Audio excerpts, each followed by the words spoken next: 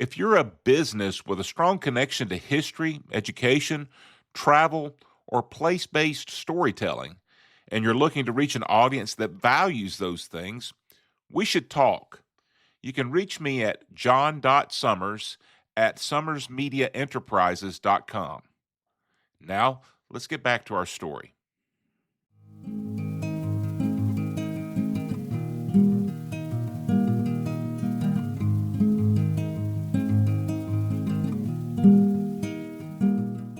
Okay, so today got a real treat. I am at the McMinn County Historical Society in Athens, Tennessee. I am with the president of the Historical Society, Tyler Boyd. We're going to be talking about the Battle of Athens. And one of the interesting things about the Battle of Athens that I hadn't really thought about or realized when I started doing the research for this particular episode and interview that we're doing this for, it's the 80-year anniversary this year. That's pretty interesting, and I hadn't realized that. I was doing it because I found the story interesting. It's one I've been following for a number of years and wanted to, when I began doing the podcast, to include it as part of the as part of what we're talking about here. But the thing is, when I talked to Tyler, he was like, "Yeah, we're really kind of inundated this year with a lot of requests for things like this because it's the 80-year anniversary." And I was like, "Oh, hadn't thought about that." So Tyler, welcome to the show and appreciate having you on. Thank you so much for allowing us to use your facility and for your willingness to talk about this. Well, we're glad to have you in the friendly city visiting us. The Battle of Athens, you may have learned this because we just walked around downtown. It's still kind of a controversial issue amongst the locals, not so much people that are not from McMinn County. And why is that? Well, the machine boss, Sheriff Paul Cantrell, who served for sheriff 6 out of the 10 years that his machine was in charge, he still has descendants that live in the community. I know them, they're friends of mine, they are great philanthropists, they're really friendly people, but they're also the donors to the McMinn County Living Heritage Museum, and they have sort of a different spin they put on this story, and there are several people in McMinn County who don't agree with that version of the story, and there's still sort of just some tension because of that lasts to this day. We were actually talking earlier about the Civil War and the lost cause narrative. So there's actually a friend of mine, he's a retired judge, he says that they push what's called the lost cause narrative of the Battle of Athens, that, the Civil War wasn't really about slavery, it was about states' rights, things like that, and that deserves some nuance, but that's the basic idea of the lost cause of the Civil War. Well, if you apply that to the Battle of Athens, the lost causes will say, this corruption that the GIs were fighting against, that they were through, was happening on both sides. Democrats and Republicans have been happening since the Civil War. But I've studied this very deeply for several years now, looking at our archives and looking at other resources spread all over the country, quite frankly. And I just think that whole narrative is very inaccurate. And I think a lot of this is caused unfortunately, by political partisanship. Now, we all have our personal politics. We try not to be as partisan as we can. And I think it's interesting because this isn't about the National Democratic Party today or the National Republican Party today. This is about the local parties 80, 100, 150 years ago. So to me, it's just kind of bizarre that people still kind of get sensitive about, well, that can't be true because I'm a Democrat, or that can't be true because I'm a Republican, And let me, if I may, jump in here on this, and I hopefully I'm not getting too far ahead of you here, but just to, one of the things, if I remember correctly, the veterans that were a part of all of this, they actually were across both parties. Yes, that's correct. The GI Nonpartisan League was bipartisan, made up of Democrats who were against the machine, of which there were a substantial amount, and Republicans. McMinn County was a majority Republican county, still is, and also independents, people that didn't usually even get politically active and vote. They all joined this organization. Okay. So I always say, if those people can put aside their politics, don't throw the machine, we can put it aside discussing it. But you'll hear claims from other people that the Republicans ruled McMinn County for 60 years, from the end of Reconstruction until 1936 when Cantrell got in office. And that really deserves a whole lot of nuance, because it really wasn't as Republican as people think it was. It was a legitimate Republican county because we always have been. But it was still very competitive in elections. We can talk about that a little bit later, but it was not some iron-fisted Republican rule. It was just a legitimately Republican county. Okay. The museum has a display. To give you an idea how controversial this was and still is, the Living Heritage Museum opened in 1982. They did not have a display on the Battle of Athens until 2018. 70 plus years after it happened, 30 plus years after the museum actually opened. And there's still people today that don't agree with it. Oh, that's not how it really happened. Now the exhibit is beautiful. It's very professionally done. It has a lot of awesome artifacts, like it has one of the, not an actual gun used, that would be contraband, but the same kind of gun used in the battle, and sheriff's firearm, a six-shooter. Paul Cantrell's daughter, one of the benefactors of the museum, actually one of the co-founders, Minty Wilson, she donated her father's sheriff's badge for the exhibit. Very and nice. Some campaign paraphernalia, some posters, things like that. And there's even the, I don't know equestrian vernacular, but it's not the saddle, the thing you put around the horse's neck. The yoke? Yes.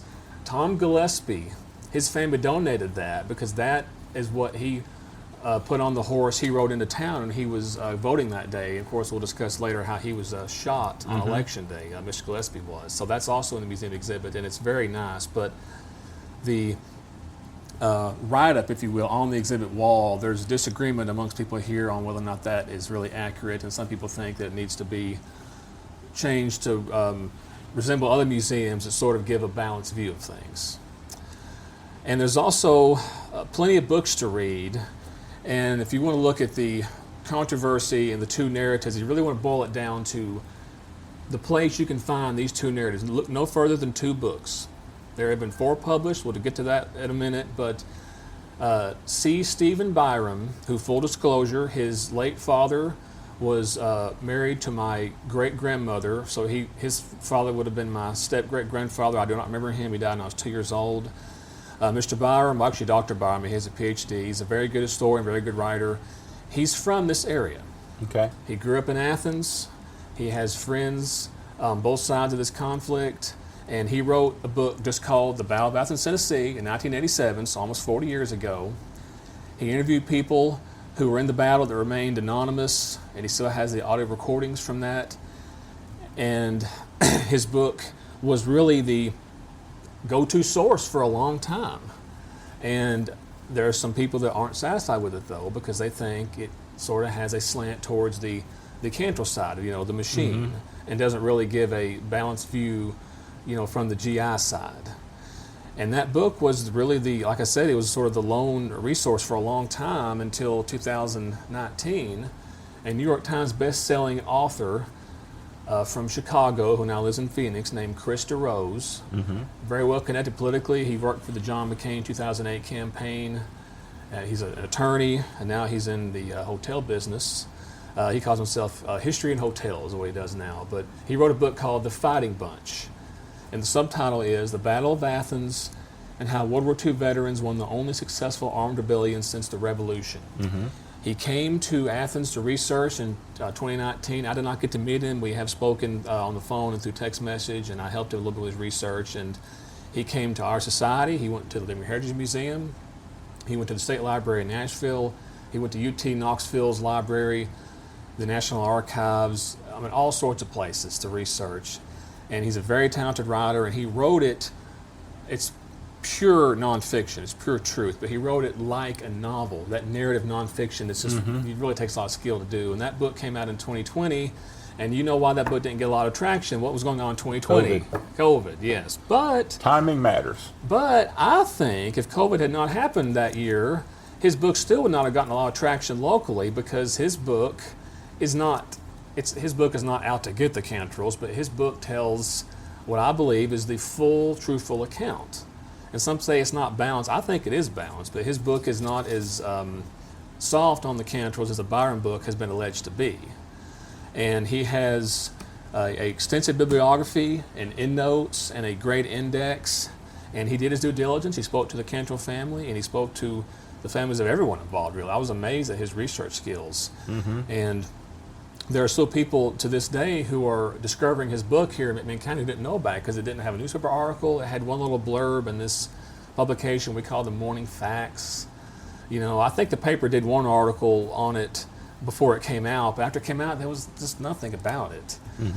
And there's documentaries coming down the pike. I'll tell you about that. But there, two have been made. One was called Home to War, made 25 years ago.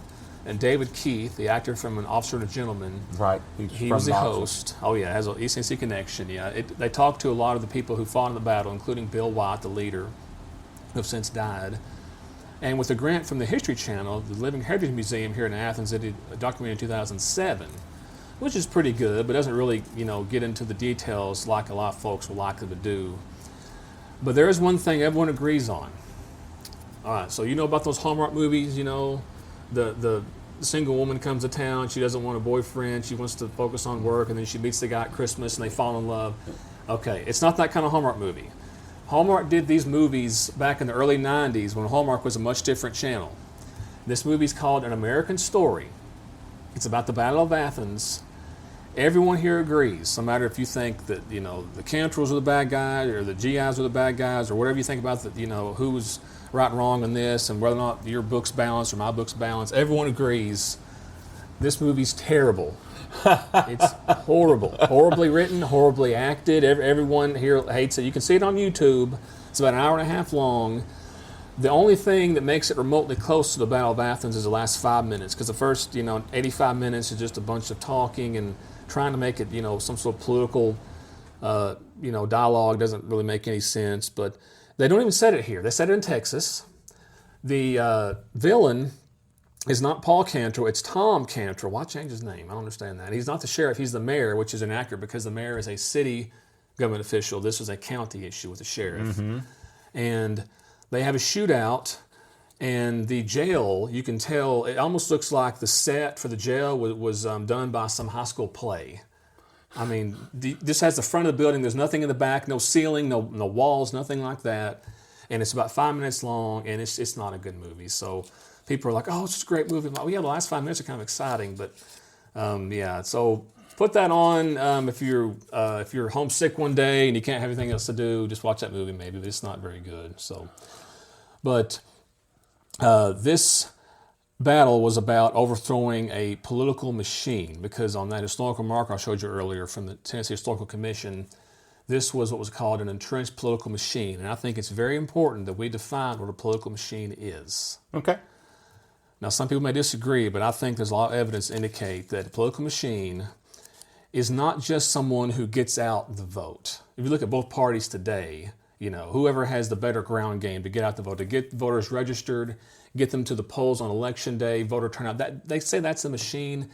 I mean, maybe in the modern sense, but that's not really as viewed negatively, because that's just politics. That's just work and effort and energy. A political That's machine. That's a grassroots effort. Yeah, exactly. This is a political machine that is very complex, very powerful, performs work efficiently, just like a real machine does. So to have a political machine, you've got to have control of virtually every single office in your jurisdiction. Sheriff, every other courthouse office, the county court, which is now the county commission. So think of the county court as the legislative body at the time. And even the city government, they had people in there too that were on their side. And ironically, the executive office in those days was called the county judge. County judge, don't get me started on that. Yeah, Tennessee's archaic system there, yeah. But they have total control. They have control of election machinery, and they do that through election fraud. Now, throughout American history, there have been plenty of elections, as you can imagine, close elections, locally all the way up, who have, maybe they've swung it their way through some forced poll tax receipts or some election whiskey, or maybe one ballot box got, fudged with, things like that. Yeah, of course. But systematic, in this case, countywide election fraud is not possible without control of the ballot boxes. The majority party in any state, and this time Tennessee was a Democratic state, they appoint election commissioners. The legislature, which is Democratic with influence from the governor, appoints election commissioners for the county. There are 3 of them. And they appoint election workers. And election workers under the Cantrell machine were armed deputy sheriffs. Well, nowadays, some of you may know, if I'm not mistaken, police officers are not allowed to be in any precinct unless they're responding to a crime in progress. I think they're encouraged to either vote early, maybe vote off the clock, something like that, because of the voter intimidation. So the election fraud was implemented by the Cantrell machine because they had control of the ballot boxes, because they were Democrats in a Democratic state, and they had the chain of custody from deputies working elections and deputies working the elections doing the counting. Another example of a political machine is, well, how do you stay in power other than election fraud? Well, what if people try to fight back against you? Well, that's where police brutality comes in. Now, I'm sure there were some sheriffs before Cantrell and his successor, Mansfield, was a chief deputy. They were sheriff for 10 years straight. I'm sure there were some that were brutal, but this is an exceptionally brutal time period. And there are 4 individuals who were victims of police brutality, and 3 of them died. Sadly, I will discuss them briefly. And these weren't necessarily even people who were making political statements against the machine. This just shows you the kind of people that the machine had working as their deputies, some really bad guys. Carl Voiles, he had some sort of domestic disturbance at his house, and the deputy sheriffs came in and somehow ended up shooting him dead. I mean, the police were supposed to de-escalate, is the last time I checked. And Carl Voiles wasn't some crazy, guy, like what was the guy hold up, and it was a David Koresh, hold up, with guns. He wasn't like that. He was just a normal dude. Hub Johnson was relieving himself behind a billboard delivering newspapers. He was a widowed father, and the same deputy that killed Voiles, his name was Oliver Nichols, he just beat him to death. Just pure police brutality, just some thugs they had hired. And then the worst example of all was Earl Ford. Earl Ford was a CB from Meigs County, which is, if you don't know, our neighbor directly to the west, Decatur, the county seat on the Tennessee River. He was at a honky-tonk just north of Athens, between Athens and Iota, which is on modern-day Ingleside Avenue. At the time, it was on the Lee Highway, named for General Lee. He was at a honky-tonk having a legal drink, and of course, we'll get into fee grabbing later, but these deputies were fee grabbing, arresting people just so they could get paid for the fees. And Earl Ford was resisting arrest. Now, you can argue, should he have done that, should he have not done that, I don't know, but he was innocent, and he fought back against it. And Deputy Menace Wilburn, even at that time, crazy as it sounds, sheriffs today can deputize people, but there's limitations because you have to be certified, things like that. Back in this day, even deputy sheriffs could technically deputize people. And Deputy Wilburn deputized this thug right on the spot named George Sperling to help him arrest Earl Ford, and they arrested Ford resisting arrest. So Sperling shot and killed Ford. Ford had on a U.S. Navy uniform, standard issue, no pockets, none anywhere on the uniform. And they planted a knife next to him. Said it was self-defense, but thankfully there were enough eyewitnesses to where this went to court, and the special deputy, Sperling was indicted, but unfortunately his trial kept getting delayed because the Cantrells had connections with the judges here in this circuit, and he eventually did get convicted after the Battle of Athens. But a good example of how a political machine can use the police against people who speak out against them was what happened to a man named Bill Murphy. Bill Murphy ran a drugstore in Etowah, which is Cantrell's hometown, and his wife had called Paul Cantrell's wife, who, as far as I know, was apolitical, nice lady, didn't have much to do with this kind of stuff. Bill Murphy's wife called Paul Cantrell's wife, sort of just venting about all the politics she didn't like. So then a few minutes later, these 2 Etowah policemen come in. They're the Rucker brothers, mean as a snake. Their names were Will and Roe, William and Woodrow. So Will and Roe Rucker come in, and they're Etowah City policemen. We were thinking, what does that matter? They're not deputy sheriffs. Well, Paul Cantrell's brother, Frank Cantrell, was mayor of Etowah. They come in, and they literally pull out a gun to shoot Bill Murphy. Bill Murphy does a smart thing. He turns to the side, and they miss him. But they try to kill the man just because his wife called Cantrell's house to just, give him a peace of mind. So a political machine has enforcers, thug deputy sheriffs, to intimidate people who try to send out. In this case, policemen. Yes, they're officers of the law, yes. Grafting is another part of the political machine, fee grabbing. Now, again, fairness to Paul Cantrell, he did not invent fee grabbing, not even close. It's been going on. It had been going on for a long time all over the United States South in particular. But the Cantrell machine turned it into an art form. They would arrest unsuspecting tourists who passed through here on the bus route, on the Lee Highway, And you got a lot of money for fee grabbing. The whole fee, if you were arrested for drunkenness, there's no breathalyzer. It's the deputy's word against yours, right? They made a racket out of it. And to get out of it, you had to pay all the fines together was $16.50. Now think about how much that was in 1940 something. Mm-hmm. It's a lot of money for someone to just give up or you spend the night in jail, right? Well, they did that not just to the people passing, they also did it to the locals, especially to people who like to have a little bit too much to drink, you know. The difference here in fee grabbing was, unlike their predecessors, let's say some of the predecessors did. Actually, Cantrell's direct predecessor, his name was Sheriff David Crockett Dugan. They called him D.C. Dugan. He did some pretty bad fee grabbing, but guess what? He didn't run for election, and there was a new sheriff elected because they had what's called a fair election. Whenever prior sheriffs in McMinn County really overstepped their authority and got a little crooked, they get removed. Got voted out in the democratic process. That did not happen under the Cantrell machine because the Cantrells were controlled stealing the process. Elections. Exactly. And one of the things I want to say about fee grabbing as well is there was actually a state law that most people don't know about. You can look it up in Tennessee Code Annotated from the 1930s. Sheriffs were paid through fees, and it's true that had been abused by others, and Cantrell was not the first one, but this was exceptionally abused, and people have still been misrepresenting this. Before sheriffs went strictly to salary, they had a limit set by a public act, applies to all of Tennessee, not as one county. For a Class C county, based on population, McMinn County at the time, had about 25,000 people. The sheriff gets $5,000 a year. His deputies get wages, and they're all capped as well. There's a ceiling. Anything collected in excess of their salaries and wages and the expenses of their office, including housing the prisoners in the jail, giving them, clothing and food and medical care, things like that, and just the usual, office supplies. Anything in excess of that is supposed to go into the county treasury. Well, what they did, and we actually had an audit. I looked in an audit. It's at the East Tennessee Historical Society. I went up there a couple weeks ago. After the battle, the new government had the books audited just for 2 years, from 1944 to 1946, and they discovered that the amount of money that that Sheriff Cantrell and Mansfield made over 10 years was hundreds of thousands of dollars, which would be, a few million today, which is an absurd amount of money. And what they were doing, they were overcharging the county for expenses. They would say, we had, I'm just making up, we had 100,000 expenses this month. They really had like 50,000. So they pocketed the difference. That's how they were able to get away with this.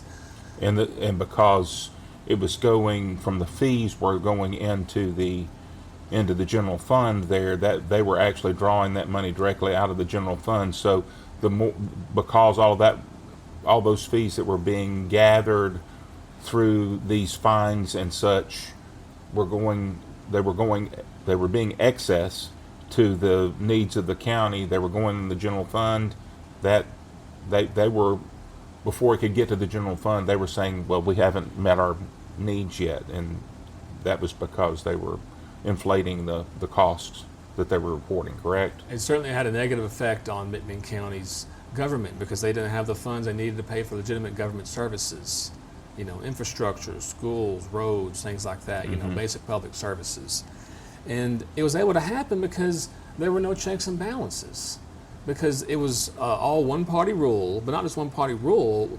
Even you can have machine rule. Yeah, you can have one-party rule, but you have this faction of the Democrats, this faction of the Republicans. You know how that is. Mm-hmm. They keep each other honest, but in this case, it's the Cantrell ring, about 4 or 5 other guys, and none of them are there to be a check on this kind of excessive corruption. And that's how it continues for such a long time. Whereas if this had happened 10 years prior, the county court or the county judge would be like, whoa, you guys are going to stop doing this. This is not right.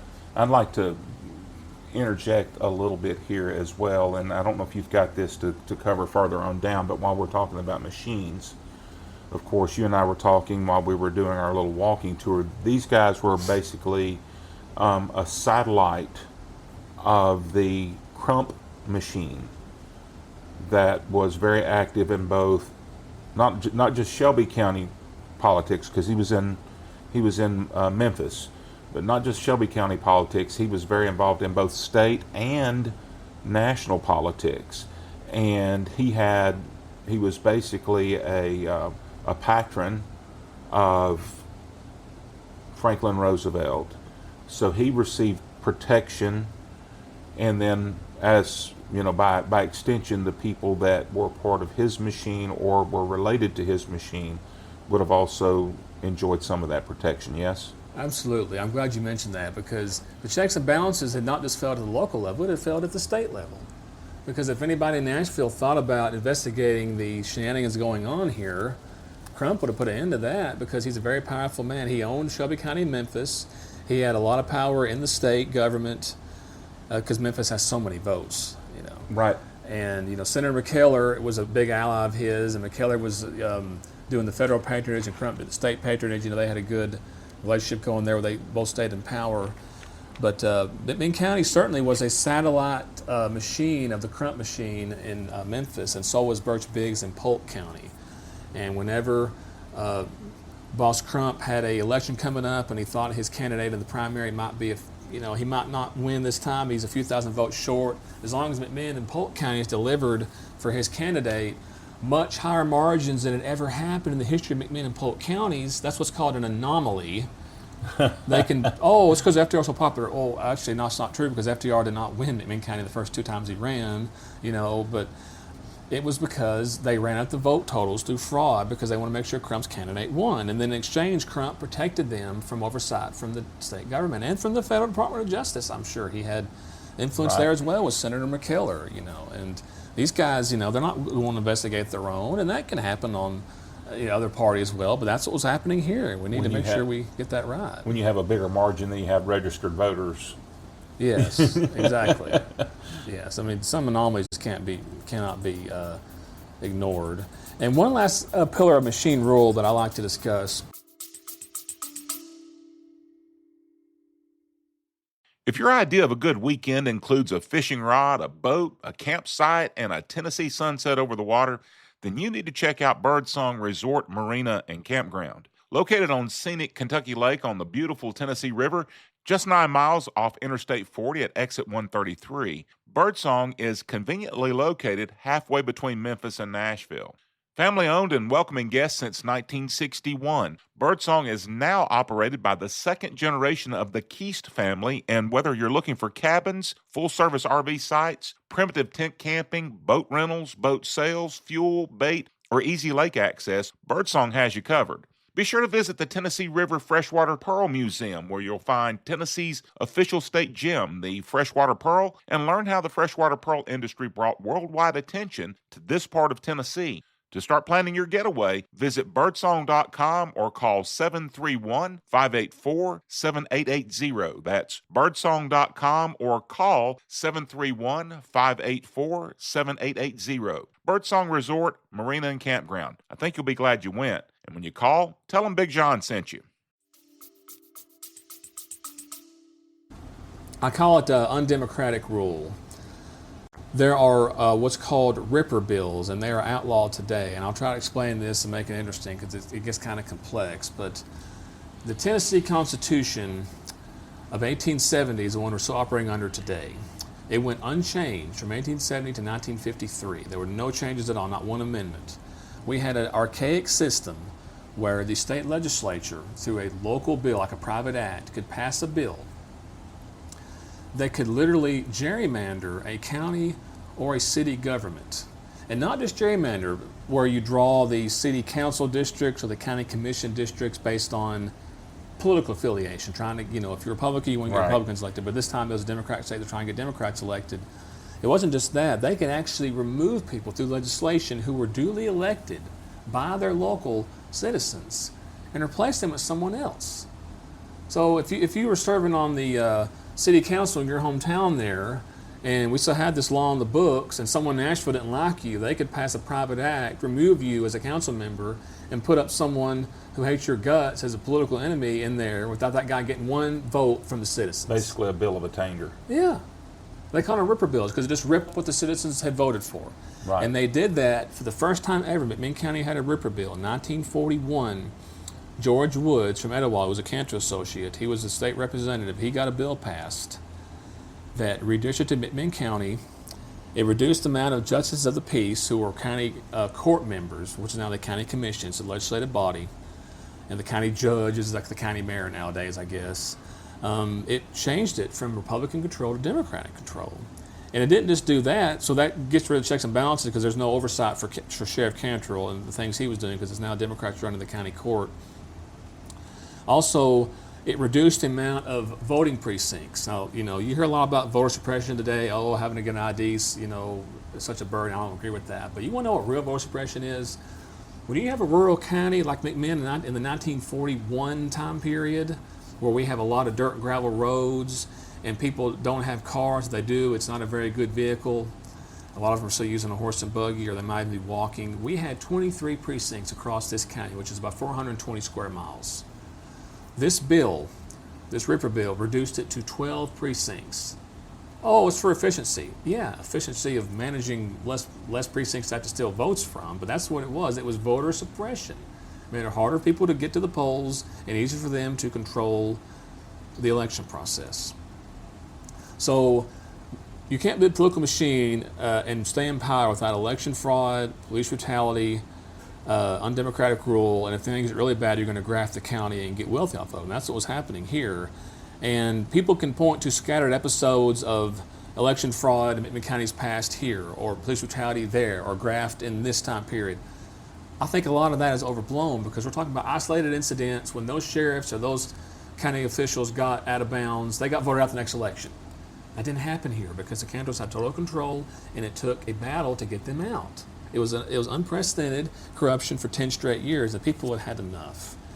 And on that note, people, they might, say, oh, in fairness to Cantrell, he wasn't the first one to do this and that, and that's true. I mean, Cantrell was not the first sheriff, and Mansfield was not, to take payoffs from the bootleggers or, hey, you guys, I know you guys have some prostitutes in there and some slot machines, and all that kind of stuff. If you give me a monthly protection fee, I'll leave you alone. He wasn't the first one to do that, but again, he did it for 10 straight years. He got very wealthy off of it, and the people were just sick of it. McMinn County's reputation got to be so bad, people were avoiding passing through here. People wouldn't take the bus through here, travelers. Well, yeah, because fee grabbing. I defer to you on this, but if I remember correctly, I remember reading that they were in particular preying upon military people passing through during the war because they knew they didn't have the option of fighting it, because if I'm passing through on my way to my next duty station, I got to show up or I'm going to be prosecuted under military law. Yeah, I can't take him to court and wait, a few weeks maybe. The next time quarterly court comes around, every 3 months. Yeah, that's exactly right. So, the business as usual thing, people will tell you that, oh, they both did it. Well, it was kind of a red herring because it was exceptionally bad in this time period. And that's not even why the battle was fought. We'll get to that in a minute. But the battle wasn't fought to stop whiskey and prostitution and gambling. Really, it was to end election fraud. That was the primary thing they wanted to do. Now, there are a lot of facts about the Battle of Athens and some myths I'd like to discuss here just to get out of the way before we continue, because the internet, contrary to some people, is not pure truth. There's a lot of misinformation out there. Some of it is innocent mistakes. Some of it is just very premeditated, trying to push a narrative. But I want to discuss a few of these here briefly. The number of GIs who actually fought the battle, the actual firefight where they're standing on the hill across from the jail, shooting through the night for 6 hours, the number that has been given over the years is way overblown. Some people have claimed there were like 200 men out there. There's just not any evidence of that. There might have been 2 or 3 dozen at the most. And I think one reason why that's been exaggerated is because there were several people who were watching, and not just watching, listening. You had some people within sight who lived there or may have left their home and got a good, safe viewpoint to watch from. And you have people listening. They could hear the gunshots from several blocks away. They heard it on the radio.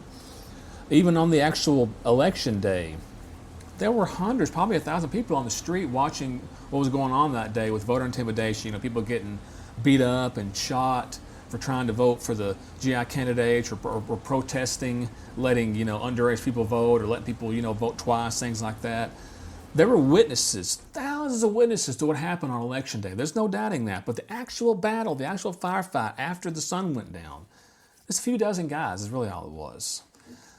Bill White, and I'll get to the book that he had written later, but that did not help his case. It's not a very good book. But Bill White is a true hero of this battle, and there are still people to this day who think Bill White was not telling the truth.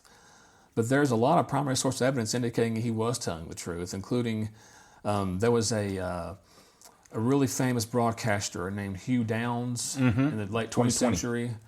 His brother Bill Downs was actually covering he was doing a story at Oak Ridge because we just built the bomb the year before and bombed Japan. So when he heard about this election revolt in Athens, he came down from Oak Ridge right away, and he has some notes that the Krista Rose had looked at, the author of the Fighting Bunch book. And he's talking to this guy named Bill White. His name was not William, it was Billy. Bill was there.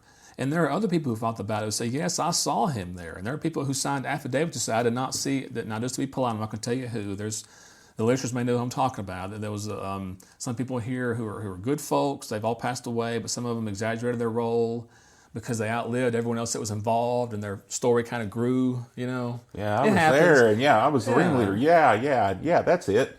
It happens, a lot of them were great men. They did great things. They were veterans. They were heroes of World War II, but some of them exaggerated, and they tried to take away some attention from Bill White. Bill White really was the true hero of this battle. He was the guys who inspired them to go get guns and meet back on the hill after dark and take the county back because, they threw the first punch, we didn't. Most of the guns that were used were not guns from home or from their personal collection because, It went to the National Guard Armory, with rationing, you didn't have a lot of guns during the war. They had to go to the National Guard Armory, and I put borrowed in quotes on your notes here because what they did, they bent the law a little bit to go in there and get those, but the National Guard Armory caretaker let them in, and they got what they needed. Yeah, if I remember correctly, pictures I've seen, there were at least what I saw was some M1 carbines and some M1 Garands that were there. They were both used, and one Thompson submachine gun was used as well. Okay, I didn't see a picture with the Thompson, but yeah, I did see M1 carbines and M1 Garands. Another fact that needs to be put out there, most people know this, but some people don't. If you look on social media or on YouTube, no one died. Right. Not one human being lost their life on Election Day or during the battle. Now, some came very close. There were dozens injured. We have a hospital list where you can see people from both sides, had some bad injuries. To that point, if I may interrupt, how many of those that were seriously injured in the process of all of this were as a result of the voter intimidation before the actual events, and how many were a result of the battle itself? I'm glad you mentioned that because that hospital list is not just for the firefight. It was actually on Election Day. There were people beaten up. Tom Gillespie, African-American farmer, they knew he was going to vote for the GI. That's why they shot him.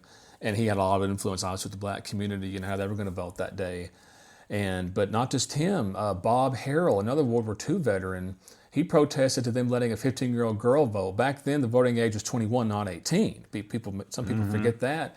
And they just beat him senselessly, and he had a brain bleed, and they took him to the hospital. So you'll see his name on the list. So there were people who were in the hospital before the battle started, and then when the actual battle starts, Dr. Foree is spelled Foree. He's like, what's going on out there? I got people coming in all night, getting shot and stabbed, what's going on? But he treated everybody, no matter if they're a Democrat or Republican or they were GI or whatever, So, but no one died, and I think part of the reason why, I think divine providence. But also, you look at it from this perspective, the GIs had the high ground, but the deputies in the jail were behind a thick brick wall. So they both had a lot of tactical advantages that prevented a lot of kill shots, if you will.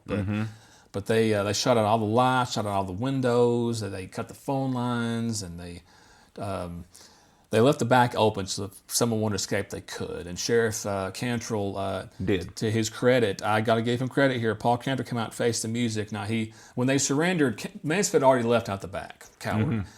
Cantrell came out there.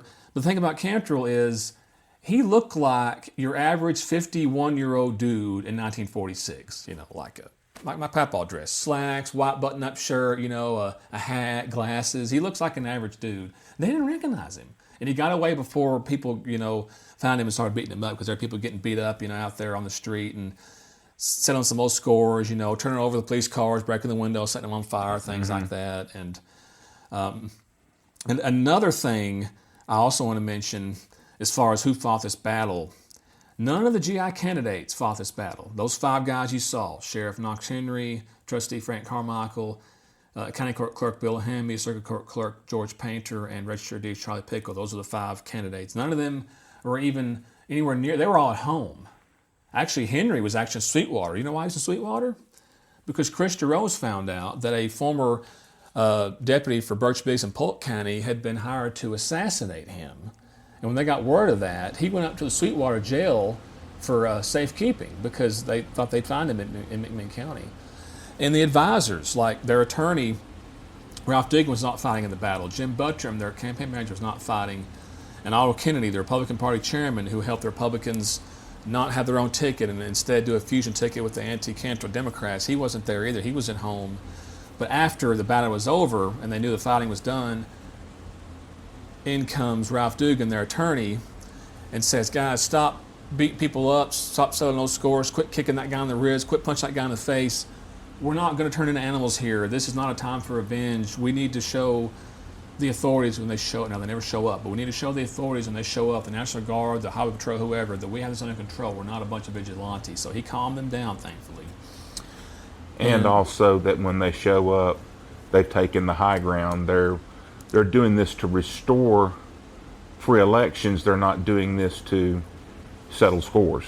And they're not doing this to become the next machine. Right. I don't want to be the sheriff who gets rich off feet grabbing and beats people up for opposing me and, gets in office through fraud. No, that's not. They wanted to end this crap, and they did. I always say to people, the Battle of Athens should have never have happened. And some people find it embarrassing that it happened at that time period, but really it was retaliatory force. The other side threw the first punch, and these people who fought this battle used this as a last resort because they had written letters to their congressman, to the attorney general in Washington, D.C., to their governor, asking for help with fair elections, and they received no response. And on election day, people are beat up and shot at and, get brain bleeds. This would have been when, was it Prentice Cooper was governor? Jim McCord. Jim McCord, so the next governor after Prentice Cooper then. Yeah. So Prentice had just left office. Actually, I think he left office in January of that year, and Jim McCord came in after that. Yes, Cooper was actually, so the whole time Cantrell was in office, Cantrell Mansfield, from 36 to 46, you had Browning for those 2 years, and Browning fell with Crump and got voted out. Cooper was in there 36 to 44. He was a pretty decent guy. Mm-hmm. But McCord, he was a total complete. Whenever Crump said jump, McCord said how high, Mm-hmm. And he's the guy who did not send in the National Guard, but they were afraid they were going to come in. That's why, we got to calm down, guys, Mm-hmm. So, but it really should never happened. And these guys use violence as a last resort. And we always say here, we don't celebrate this event as some sort of glorification of violence. We try to keep our distance from the people who have like an unhealthy gun fetish, or the anarchists who just want to overthrow the government because I don't like the mayor, or that guy was mean to me at the store, or he's an idiot. No. So to be clear, what was going on here was blatant election fraud, election racketeering. This was a last resort. We've tried all the legal means to end an illegal process, and they're not doing anything. This was, Doug Llewellyn would say, don't take the law into your own hands. They had no choice. There was no taking them to court. Judge Wapner wasn't around. So they did break the law. They had to break the law, they believed, because what they were doing was, in their minds, and I happen to agree, is what they were doing, their authority to do it came from a higher morality than man-made law. And I'm grateful, and we're all grateful, I hope, that what they did, when they achieved their objective, to get the ballot boxes secure for a fair, counted election. That was it. No more violence. Go back to normal. That was their goal, and they had achieved that. And if you look at why the battles really fought, I think that the primary source of evidence indicates the GIs were fighting to restore democracy to McMinn County. There are some people, and you'll see this in the book by Dr. Byram. They'll make claims that well, these veterans, they were overly idealistic. They come home from World War II. They had been taught about how important it is to fight against Japanese imperialism and Nazi fascism and Italian fascism, and that's true. They were idealistic. There's no doubt about that, and they should have been. But some people say, well, they were a little overly idealistic, and they came home and they wanted to get rid of the old political system, and both sides have been doing this for a long time, and they all kind of lost their tempers on a hot day, and no, that's not why they did this. I mean, what did Thomas Jefferson say in the Declaration of Independence? He said, these are not for light and transient causes. No, this was for something that was brutal, and that's why these guys did this. They were idealistic for a good reason, and they fought not primarily to get rid of fee grabbing or protection or access to prostitution and gambling and all that kind of stuff, and prohibition, or for bootlegging and all that kind of stuff. They were fighting to change the conditions in their county, not really even fighting to change the system. The system did change, it needed to be changed. I'm going to get to that in a second, but this was about changing the conditions. The conditions they wanted was free and fair election. They wanted to return democracy to their county. I would say they wanted to return to republicanism. Yes, exactly, yes. Democracy, and for if you're listening to this and you don't understand the distinction, I will share that with you now. A democracy would require that every issue that comes up, you vote on it. Everything is handled basically through a referendum. So rather than determining whether or not the county is going to put in a new bridge across, Podunk Creek on Highway 123, everybody has to vote on it. You don't allow your elected officials to handle. It's not practical. Right, it's not practical. But a Republican form of government means that you elect people to make those decisions for you. This and when I say republicanism versus democracy, this has nothing to do with the names of the political parties that stole those names, those terms. It has to do with the political ideology, or not ideology even, but the political science. The theory behind how government should be run. And republicanism is that you have a representative democracy. That is, you vote for your representatives, and your representatives make those decisions for you.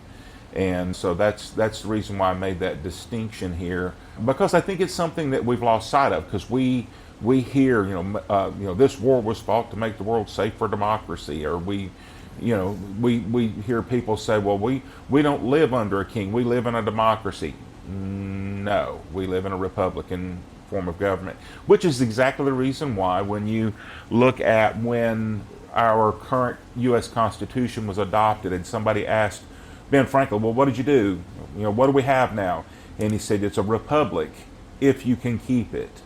And the reason he said if you can keep it is because national republics, the average age of them is about 200 years. By the way, we're already 25% longer than the average with our Republican form of government, because we just celebrated our 250th birthday. So, and as you probably know, the word democracy does not appear anywhere in the U.S. Constitution or the Declaration of Independence, but the word Republican appears, small r, because the Constitution of the United States guarantees every single state a Republican form of government. Correct. They didn't have that in McMinn County because they were not getting to elect the their officials they representatives. wanted to make the decisions in a fair election. And I wanted to mention an Eleanor Roosevelt quote before I get to the real lesson of the battle. Eleanor Roosevelt, as you can imagine, probably would have been, if she hadn't known better, probably would have been pro-Cantrell because he was a Democratic sheriff of McMinn County. That's understandable. But she's just a very intelligent woman. She read the newspapers. And she's been ex-First Lady for a year now. She's still very popular, has a newspaper column, and she wrote about this. And I'm not going to quote her verbatim, I have it in front of me, but what she said, that I can sort of paraphrase, that the hubris on these people who don't allow a fair election, she talks about the conditions, not the system. They're like, oh, these GIs are fighting to change the system. Well, not really. I mean, that ended up being an end result, which is a good thing. They weren't necessarily fighting against the old county court system or the protection rackets and the fee grabbing. That was part of it, but none of that matters unless they have a fair election. And she wrote in her column that they're protesting the conditions, and the conditions can't change unless you have a fair election. She understood that. I'm glad she mentioned that. Mm-hmm.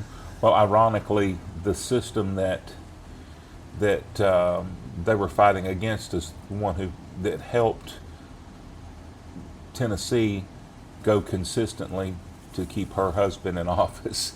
Yes, and that's another thing about McMinn County I'll mention real quick. You know, McMinn County, from 1877 to 1936, that's a 60-year time period, the Democrats had the sheriff's office for 33% of that time, 1/3. 4 of them got 2 terms. One of them, a man named Burkett Ivins, who was, Paul Cantrell was a very flawed man, but Burkett Ivins was he was a flat-out murderer. I can say that. Everyone, that's not even contested now. Burkett Ivins was a very, very bad dude. He was sheriff before Paul Cantrell was in the 1920s. So how is their Republican machine controlling McMinn County for 60 years with an iron fist? The Democrats had the sheriff's office, which means literally having the gun for a third of that time. McMinn County voted Republican for state and federal because that's just our ideology here. And that's why when FDR starts winning here, you're like, well, that's kind of an anomaly. Oh, everyone loved him for the New Deal. I'm like, really? How many people here lost their farms because of that?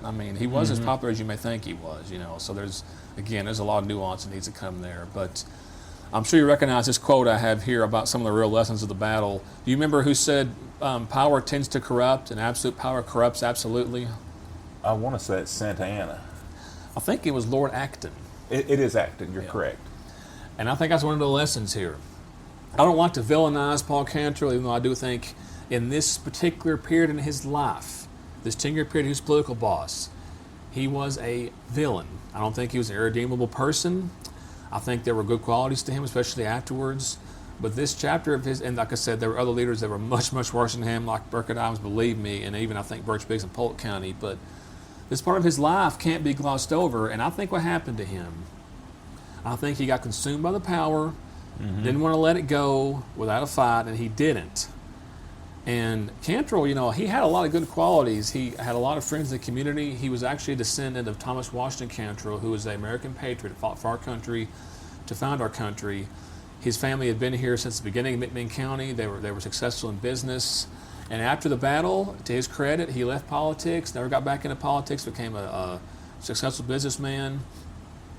And a lot of the descendants will say, oh, well, everyone sort of kissed him up afterwards. Everyone sat around and had coffee. Like, well, if that happened, it didn't happen the next month, like some of them are saying. It happened several years later. These are wounds that take a long time to heal. And no one tried to hurt Cantrell. He could walk down the street, a few months, things settled down. He could walk down the street and no one could try to hurt him. They had no reason to try to hurt him. They had achieved their objective. There's a story that the Republican Party chairman, Otto Kennedy, did some breeding of their hunting dogs with Paul Cantrell. They had their dogs breed together, and that's true. It happened many years later after things had kind of, cooled off some. But and that's a good thing. People could coexist like that. And Cantrell, like I said, his descendants, very generous folks, and I know them, friends of mine, acquainted with them. But this chapter in his life has a big knowledge because he's a good lesson of what happens when someone gets too much power. And this followed him the rest of his life. You kind of have to feel sorry for him because, his obituary is in the New York Times in 1962. He died of cancer at the age of 66. And if you're making the New York Times obituary list, you're known for something. And unfortunately for Paul Cantrell, it was for something negative. And if he hadn't have got, addicted to this power, he would not be remembered this way, But, his grandchildren and his daughter remember him as a good father and grandfather, and that's a side of him that needs to be acknowledged, but also we got to acknowledge the dark side too. But and the thing that I also want to say to the point you're talking about, and I'm gonna say a name here that's going to probably make listeners cringe when I mention it, but a person for whom you can look at earlier in their life and go reprehensible, and you look late in life and you go, he was really striving to redeem himself. Nathan Bedford Forrest.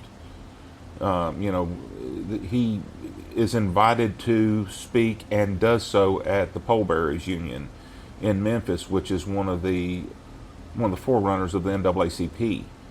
So he ends up actually, in some ways, becoming an early civil rights person, and that's seldom acknowledged today. And when, you know, one of the things that you've used a term a number of times today that I think is important, and this is true for him certainly, but it's true for a lot of people, and I think it's true for Cantrell. Nuance.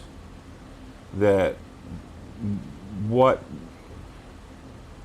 history often does is remembers someone for what they did in a particular crucible type event, or what they did in the days or years leading up to that crucible type event. But they don't ever look at or give credit for redemption subsequently if there's change. You know, in some cases we've gone just the opposite way because of subsequent events. A case in point would be George Washington. George Washington basically is the guy who started the 7 Years' War and resulted in, you know, a host of deaths because of the war being fought. And you know, he was a young officer in the Virginia militia, was very inexperienced, made a very bad mistake. But then you look at what he was subsequently. He redeemed himself, and he's actually reached the point now where he's almost mythical. I mean, some of the things, you know, it's almost like on the right hand of God sits Jesus, on the right hand of Jesus sits George Washington, kind of bullet holes in his hat and clothes, and no wounds. Right. Yeah. So you know, I think that it's fair to say with Paul Cantrell, what happened during his administration, to say unfortunate would be very much understating it. To say that it was wrong, corrupt, is probably quite accurate. To say that that defines who he was as a human being for the rest of his life is inaccurate. And I think it's important that we recognize that. Redemption does happen. You know, people do change after they're not in a position where there is the corrupting influence of the power like you were talking about. Yeah. If you enjoy the stories we tell each week and would like to show your support, I'd like to invite you to check out the Summers Media Enterprises merchandise store. You'll find shirts, hats, mugs, stickers, and other items featuring both the Tennessee History Nerd and Dauphin Island Diaries. This month's featured item is one of my personal favorites, our I Break for Historical Markers bumper stickers. Whether you're the kind of person who can't drive past a historical marker without pulling over, or you simply appreciate a good piece of history, it's a fun way to let everyone know you're always on the lookout for the next great story. To browse the entire collection, just visit the link in the show notes or visit the Summers Media Enterprises website. Every purchase helps to support the work that goes into researching, producing, and sharing these stories each week. Thanks for listening. Thanks for supporting our podcasts. And now let's get back into the story. So we try to bring nuance to Paul Cantrell's life here and look at the full man because, like you said, there was his background as a businessman and his heritage in this county, and also, you know, his descendants have done great things for the county as well. But that doesn't mean that you just gloss over, you know, the dark side. You got to acknowledge what happened, be truthful about it, and not to say both sides, because it was pretty exceptionally bad what was going on here. Right. And he had that follow the rest of his life, and that's a good contrast to what happened. I'll tell you real quick about Mansfield. Now, Mansfield, a lot of times, you know, the people who defend Cantrell try to blame it all on Mansfield. Well, I think that's kind of an insult to Cantrell's intelligence, because that guy was too smart to realize, like, oh, he's a state senator in Nashville, doesn't know how bad things are. Well, I mean, that's a part-time legislature. I mean, every other year. I mean, he knew what was going on. But Mansfield was a thug, I think, you know, worse than Cantrell in a lot of ways. But after the battle, like I said, Cantrell didn't get back into politics, wasn't snarky, you know, led a good life. Mansfield was a jerk. Mansfield gave interviews for a thesis and some newspaper articles, and he kept contradicting himself. Oh, I didn't tell them to fire one shot. And then next time he's like, well, I told him to fire above. Well, sir, that's where there were children in the house. He's like, so just, Right. and I'm done with politics. It'll mess you up sometimes. I'm going back to railroading, and then his daughter's obituary, she passed away about 15 years ago. His daughter's obituary says her late father, Patrick Manuel Mansfield, was elected to, notice it didn't say served in, elected to the state senate. That man told his family lies that he was elected to the state senate that day, but it got taken from him by the GIs who cheated him out of office. And his daughter put that in her dang obituary like 65 years later. That's crazy. So he didn't take the L like a man like Cantrell. I give Cantrell, they took it like a man. He went out, after surrender and, faced the music and got away. Thankfully didn't get hurt, but Mansfield was he ran out like a coward, and he was not from here. And, we say to him, good riddance. But the lessons that came out of this battle, we got some reforms we needed, and it wasn't the primary reason, because you can't have new systems of government and new laws and reforms without a fair election. So we have the county council system is pioneered by McMinn County in 1947. And, this is all Republicans trying to get back in. It's a story as old as the hills. The Alice wanting back in. No, this is a bipartisan group. And we elected John Peck, who was a Democrat. He ran as an independent in the state legislature of McMinn County, and he authored, along with the UT Political Science Department in Knoxville, the McMinn County Council legislation, which it didn't replace the county court because that took a constitutional amendment, I think, in 1977, I want to say, but it got the county council to exist alongside the county court, and that was what morphed into the county commission form of government that most counties in the southern United States enjoy today. A more professional group of a county legislative body that has usually about 10 members from districts at large. They're gerrymandered, not as bad as they used to be at least, and they have a whole lot more oversight. They have a county finance director, a county mayor is elected by the people instead of a county judge. Because back then, judges of the peace, JPs, they were doing like stuff that a general sessions judge does now, like, misdemeanors and DUIs and things like that. They didn't have any legal training. So they had to get that reform in there. I'm glad they did. They got the salary system for the sheriff, no more fees.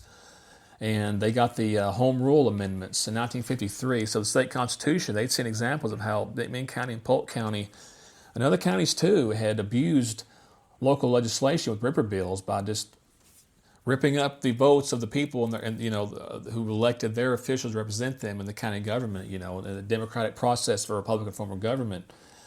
They finally got the Home Rule Amendments passed in 1953, to whereas you can't do that kind of thing in the legislature anymore. The legislature cannot pass ripper bills, and that was part of because of the Battle of Athens. So let me back up a little bit, and I'm going to do some theorization here. I don't know this for a fact. So that's why I'm throwing this out, saying I'm theorizing, because this may be a situation where I'm absolutely full of prunes here. So, but this is from the 1870 Constitution. What has just happened in 1870? The Civil War. Civil War is over. What's going on in the state of Tennessee during this time? Well, we didn't have Reconstruction quite as bad as other southern states did, but we're still Right. trying to move on from a conflict where we had 750,000 people lost their lives, brother against brother. And Who's the governor during this time? 1870, it's DeWitt Center, but he's the guy who succeeded Governor Parson Brownlow, who was very, very controversial. Right. Yeah. And what happened in those first few years in the state of Tennessee that spread across the South? Originated in Pulaski. The Ku Klux Klan. And so when you have the Klan operating, and you have their ability to influence elections, and so you have an elected official who is counter to what the Brownlow government would want happening, or his successor happening, why would you want it built into your Constitution for the Ripper Bill to be able to take place? That's exactly why. So I think, and I don't know this for sure, but I think that was included in the Constitution of that time because of what was going on in the political landscape in Tennessee following the Civil War. It was a means of the state being able to counter what they perceived as potentially a rebellious official having been elected by a group of people that they didn't want to be able to serve there. Now again, this is my theory, but it makes sense as we consider that. But the problem is that's in the Constitution. It's not an act of the legislature. It is in the Constitution, which means to change that, it takes a constitutional amendment. And so by the time you get to the 1940s, 80 years later, 75, 80 years later, you're looking at 2 to 3 generations that have passed now. It's no longer necessarily relevant, which that's the whole reason you have a means built in for an amendment process, but that hasn't taken place yet. And this is kind of one of those situations that shows how something that may have been enacted with the best of intentions was being abused. It's certainly one of those situations. When we look at the form of government that we have,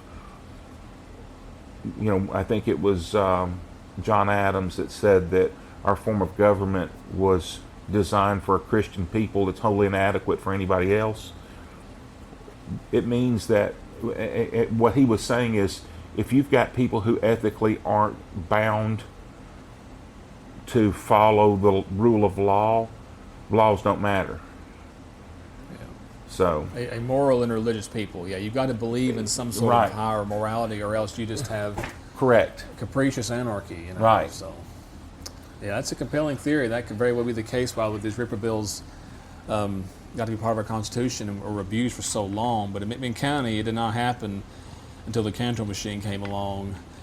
And as far as how your listeners can learn more, I would like to discuss the publications that have been done. It's, Okay. You would think there'd be more, but there's really not that many. So, Well, after this year, that may change. oh yeah.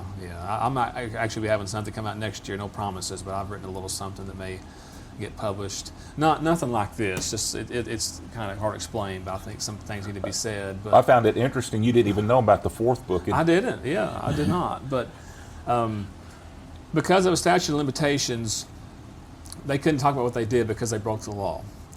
They say there's no statute of limitations for insurrection, but they waited about 20 years, and everyone's like, well, that's because everyone wanted to get along and sit around and sing Kumbaya. No, that's not. They didn't want to go to jail. They didn't want to go to jail, that's why, okay? But 1966, it's been 20 years. Bill White talks to Knoxville News-Sentinel, and he throws down the gauntlet, as Chris Giroux said, and opens up about his role in the battle, and he tells everything, and nothing he says has been contradicted by anybody with credibility of the people who were involved. And in the late 70s, he gets this high school English teacher. A friend of mine had him as a teacher, and he's a weird dude. His name was Howard Cook. He's deceased, and he was one of those guys that saw an opportunity to sort of make a name for himself by telling someone else's story. Because Bill White did not go to high school. He dropped out to help support his family. He joined the Marines at age 17, like a lot of those guys did back then. So Bill's not going to be able to write a book. He needs someone else to help him. And along comes Howard Cook, and Howard Cook kind of takes this thing over, makes it his own vanity project. And the first time, the book is called Swifter Than Eagles, Bill White and the Battle of Athens. It is published in 1980 by the Friendly City Publishing Company, which is long since gone, right here in Athens. Was that a vanity publishing company? I'm not sure. It may have just been like some local print shop. I don't Okay. know. I could find out. But this book came out in 1980, and the first half is just Bill White's war memoirs. Good stuff. But he didn't do any cross-cutting. It's really the first half is the war, the second half is the Battle of Athens. Second half, a lot of this, I kid you not, a lot of this book, the second half, is verbatim copy and pasted articles from Chattanooga, Knoxville, national newspapers. That's not a book. That's just stenography. It's just copying, pasting things. It's not really written like a narrative. And he told people this book's written like historical fiction. Well, that was a mistake because people think that Bill White's not telling the truth. They think that Bill White is exaggerating, well, I'm going to reimagine history with me in the role. And then it really hurt Bill's reputation, and it's not a very good book. It's very hard to find. So if you're listening out there, don't buy this on Amazon for more than, I don't know, maybe $50 or eBay, because they sell for hundreds. It's not worth it. We have a few copies here if you want to come. And then in 1987, Dr. Steve Byram does his book called The Battle of Athens, Tennessee. And it's got good information in it, but like I said, it's pretty soft on the Cantrells, and it dissatisfied a lot of the locals here who do not recommend reading it. Of course, I recommend it because as the Historical Society president, I recommend you look at every single book and make up your own mind. But his book, unfortunately, I think he's being truthful, but his book does not have an endnotes or bibliography, and it doesn't really give you the chance to scrutinize a lot of the claims that are made and take a deep dive into, hey, what's the real lesson here, rather than just this whole both sides thing, That book's also kind of hard to find. The Byron book, that's pretty expensive online, but we have paperback for sale here for $25. Then Chris Strohs comes along. Now, full disclosure, he's a friend of mine, never met him, but I love this guy. I think he's a fantastic writer, and he did his due diligence. He spoke to Paul Cantrell's daughter and his grandson, and he spoke to everyone's family and dug really deep, and he told this story in narrative nonfiction, but it's all pure truth. And I think it's a definitive book. It's the first one to use a national publisher, St. Martin's Press out of New York. And Chris actually had a book before this called The President's War. I'll tell you real quick. It's about what every president was doing during the Civil War, including every former president. Going back to, I think Van Buren was alive, like the first year of the Civil War. And then you had Buchanan and Pierce, Fillmore, Lincoln, and forget the other one. But that book made the New York Times bestseller list. That's how successful he's been. And this book... He had Zachary Taylor was dead. Yeah. Well, John Tyler was alive. Yeah, I was going to say William Harrison died, but his vice president, John Tyler, was alive. So yeah, that's a good book I recommend as well. So Chris's book comes out, Chris DeRose, but doesn't get a lot of attention because of the pandemic, but also the museum, to their credit, they sold this book for about a year, and then I found out it had been pulled from the bookstore, and a friend of mine inquired to the person who works at the front desk. They don't know, they're just doing what they're told, right? No offense, and they're just telling, what the higher ups tell them to say to people who ask about it. And they told my friend, well, the board thought the book had some inaccuracies. And I'm like, oh my goodness, don't say this. Look, folks, if you guys would try to do a scholarly refutation of the Fighting Bunch, I welcome it. Let's sit down and hash this out and tell me what this guy got wrong. They can't do it. It's just not right. So they're not selling that book. Well, we sell it. And another little gift shop here in town sells it. Greek's Berry Gift. Shout out to Patty Greek for selling it. I'm glad she did that. I have a copy of it. Yeah, it's a great book. I mean, in my personal opinion, it's the best one. I think you read all of them. And then I find out from John here, there's a fourth book. I'm like, what are you talking about? There's a fourth book. Well, sure enough, there is. It's called The 1946 Battle of Athens and America's Only Modern Armed Rebellion. And the author, is this pronounced Cathal? I have no idea. Cathal O'Brien, Cathal. I've never seen that name before, so. O'Brien. Yeah, O'Brien, that's... He's a Irish-born writer who studies history and mythology. I looked him up. He's done some books on hypnosis, and now he's on like this true crime history kick. And I've read about a quarter of this, and I can tell his research. See, there's no index, no bibliography in this one. It came out in January. It looks like it's self-published. But this guy's prolific. He has a lot of stuff on Amazon. It looks like this guy researched mostly from the internet, and it's got a few minor errors like the name of the railroad, and he mentioned the Ripper Bill. He mentioned a few things that weren't in it that was actually done separately from state legislation. But and the front cover has like this great picture that is sort of like squeezed. Right. I'm like, it doesn't look that professional, but... well, I'll tell you what that is. Kind of bizarre. So if you take that picture... He took it off the internet, and then he did something to modify it so he's not plagiarizing. Oh, okay. So by modifying it, by distorting it, Because you know who owns that picture, don't you? Getty Images. Yeah, so And they're expensive if you want to use it. yeah, so that's what he's done is he's tried to put that in a way that it's not it can't be considered plagiarism somehow. So Okay, yeah, well, that's out there if you want to see it. But I recommend the best books to read to look at the two narratives would be The Battle of Athens, Tennessee by C. Stephen Byram and The Fighting Bunch by Christa Rose. And if you guys want to learn more about this event, the Battle of Athens, you can visit or contact the McMinn County Historical Society here in Athens. We have all sorts of resources. You can visit the McMinn County Living Heritage Museum in Athens, or less than a mile from here. They have a exhibit. You can look at a lot of cool things there, but remember they're going to have a different perspective on it. The Battle of Athens Commemoration Festival is the first Saturday in August every year. let me jump in and say something here. I want you to notice he didn't say they're wrong. I want you to notice he said they have a different perspective. I'm being polite, but yes, different perspective, yes. So, well, the point I'm making here is there's an acknowledgement that, and I'm going to say this, so sit back just for a second, move your arms. Okay. Home is where your history is the T-shirt he's wearing. I mean, so understand history. History is a lot of times it's messy. It's very messy. And it's messy not because, or not just because history, the things that happen are messy. You've got lynchings, you've got wars, you've got murders, you've got beatings, and it's not just that makes it messy. What makes it messy is that no two people have the exact same viewpoint on what happened from a perspective standpoint. You can take 10 people that all view the same event, and everybody saw it just a little bit differently. And that's one of the challenges even that police officers have in criminal investigating.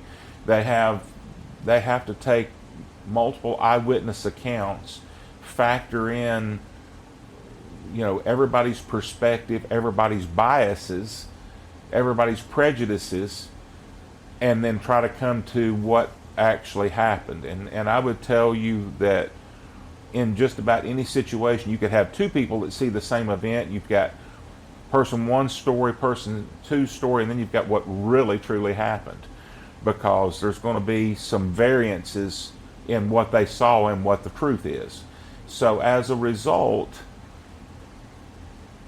when one is putting together a history, and I don't care whether it's Howard Cook or whether it's Christa Rose, there's a degree of interpretation that has to happen. And anytime there's interpretation, there is a possibility of error happening. And so, do I think that, and let me say this as well, do I think that Cantrell was at fault, or do I think the Veterans Committee or veterans candidates were at fault, or the veterans that were involved in the quote insurrection? The answer to that is yes. All of them were. All of them were. Now, on one hand, you've got an ethical question. This is something that Tyler and I were talking about before. Everybody operated illegally here. There were illegal acts on all sides. Then you've got which side acted ethically. Well, the side that was attempting to restore the actual process that was supposed to be in place were the ones attempting to act in an ethical manner. So that's what I would like to point out. But you've got people on the other side who well, I don't think Granddaddy did something wrong there. That's normal. You're going to have that. So of course, yeah. So don't.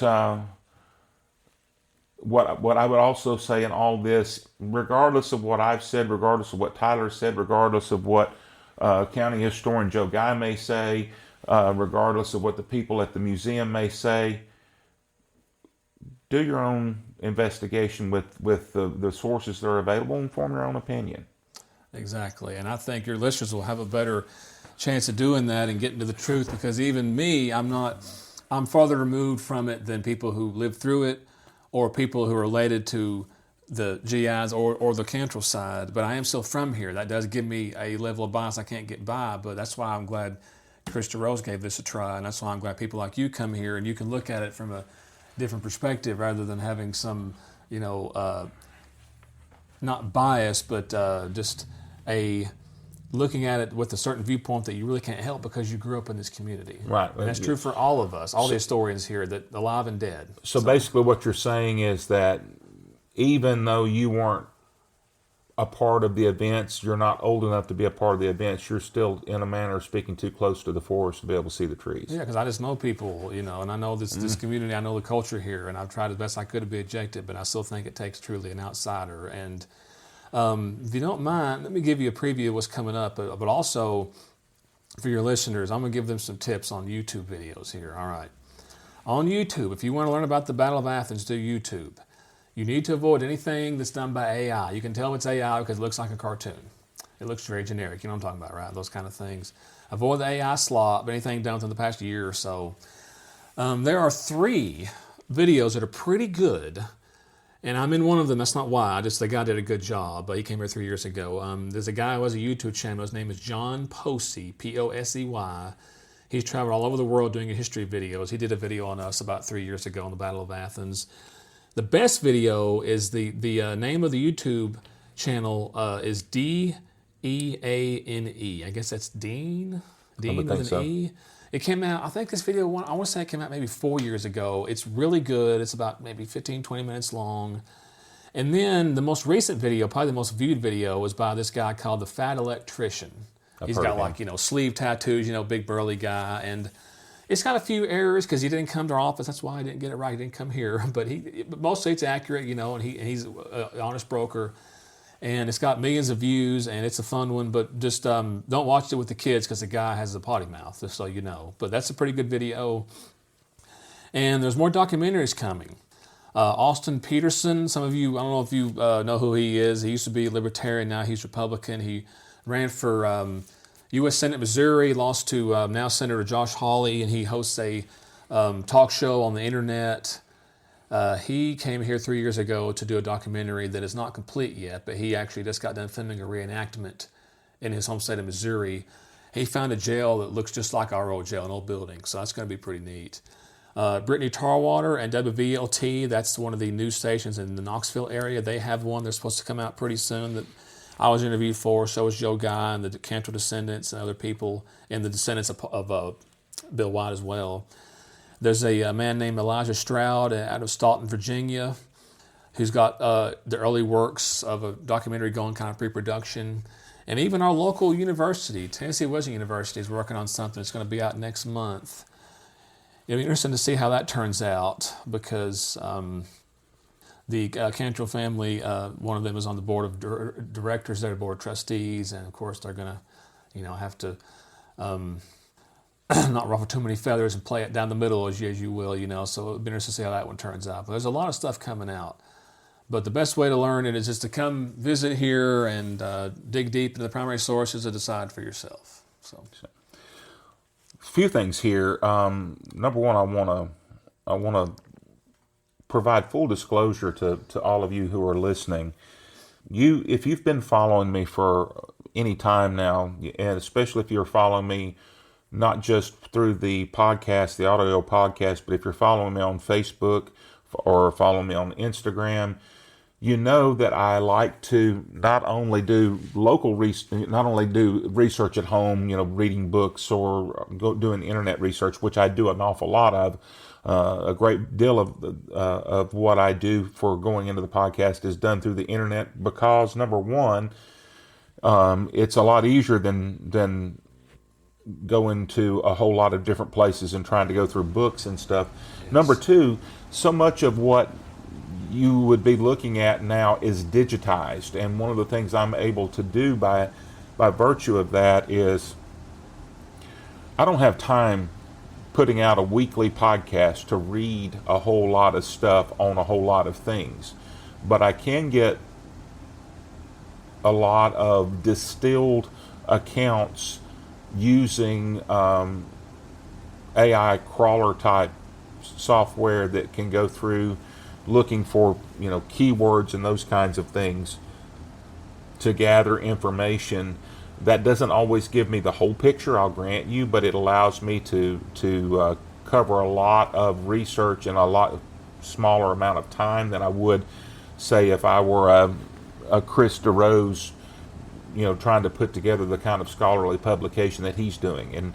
And if you've been following me long at all, what I have said on a number of occasions is that I'm not looking to provide academic level research here. I want to be the gateway drug into history. So if you're listening to this, you're not going to get a lot of stuff in way deep. It's not something that is incredibly shallow, but it's also not scholarly level type stuff. And so that's the reason why I can tell a story in 30 minutes. You can't tell a story in 30 minutes and go really deep with it. But one of the things that I do is I do try to go to where the story happened. You see me shoot video and put out on Facebook, and I'm there. And today I have been walking around Athens with Tyler downtown, and he has shown me, kind of where things happen. By the way, one of the things I do want to do before we completely finish with our interview, Tyler, I want us to go kind of step by step, the day of the election, and go through the events of the day. We didn't really do that in the interview at this point. We talked about what led up to it, what was the reason for things happening. We didn't really talk about the events of the day itself, and I want to do that. But I'm here to do that very thing. I'm sitting actually as we speak at a table in the research room at the Historical Society in McMinn County. I'm here with him on site. That's one of the things I do try to do. I want to tell the story from where it happened. And so I think I don't. In fact, you've probably heard me say this in some of the podcasts that I've released. There's no substitute for boots on the ground where the story happened. You get perspective that you can't get any other way. You get an understanding of why things look the way they did that you can't get any other way. For example, the most recent episode that as of the day I'm recording this video, or not this video, but as of the day I'm recording this interview, I should say, my most recent episode of the Tennessee History Nerd is an episode called A Surrender Between Friends. It's about the Fort Henry, Fort Donelson campaign, and it focuses to some degree on the relationship between Grant and Buckner, who were the generals in charge at the end of the battle, not during the battle, but at the end of the battle.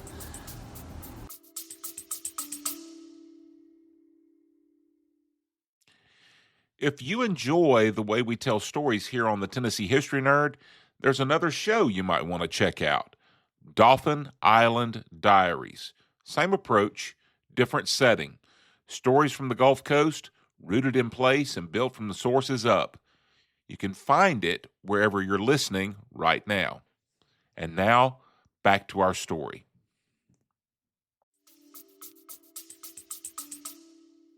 Well, one of the things that's a defining moment in the Battle of Fort Donelson is when Flag Officer Andrew Foote takes his fleet of city class gunships up the Cumberland River to attack Fort Donelson and is repulsed. And you wonder, well, why did that happen? How could that happen? Well, if you stand at the lower battery at Fort Donelson, you know exactly why it happened.